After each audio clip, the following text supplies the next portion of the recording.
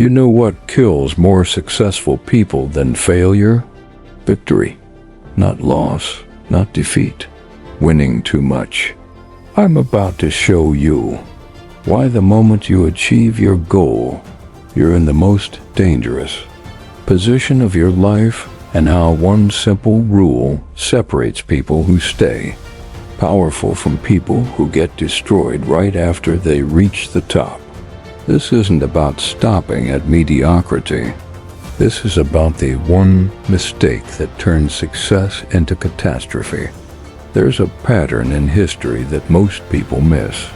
The ambitious person climbs. They sacrifice. They hustle. They finally reach their goal. And then they keep going. Napoleon conquered Europe. His goal was consolidation and dominance. He achieved it. But he didn't stop. He pushed further. Russia, that's where it ended. His excess cost him everything. Steve Jobs had built one of the greatest companies in the world.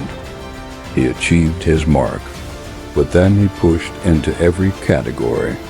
Watches, cars, health trackers. Some worked, some didn't, but more importantly, he diluted focus. He created complexity. Bernie Madoff, brilliant investor. He achieved wealth. He achieved status, but he didn't stop victimizing. He kept running the scheme. He went past the mark. And when he did, he created so much damage, so much resentment, that the fall was total. Elizabeth Holmes Tyrannos was valuable at $9 billion. She could have taken the win, but she kept pushing the lie. She went past credibility into fraud. She destroyed herself. This isn't random. This is psychology. When you achieve a goal, you get a dopamine hit. You feel unstoppable. Your ego inflates. You think, if I can do this, I can do anything. And that's where you die. That's where powerful people become vulnerable. This is why most empire builders lose their empires. Not because they couldn't keep climbing, but because they didn't know when to plant their feet. So here's what Law 47 actually means. This is critical. The mark you aimed for, that's specific. That's intentional.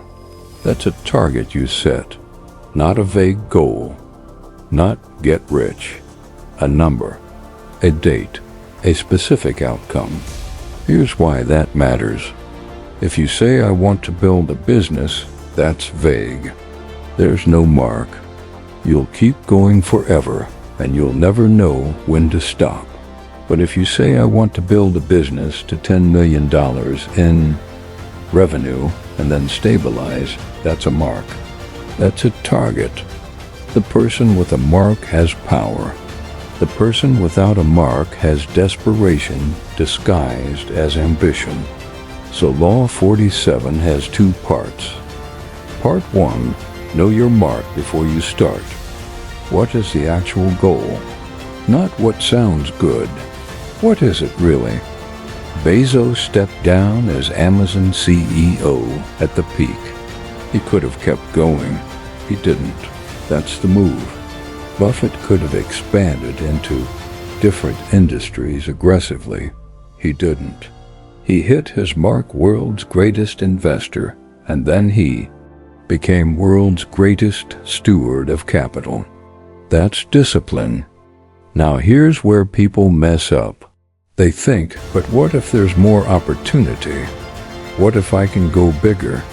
And sometimes there is more opportunity.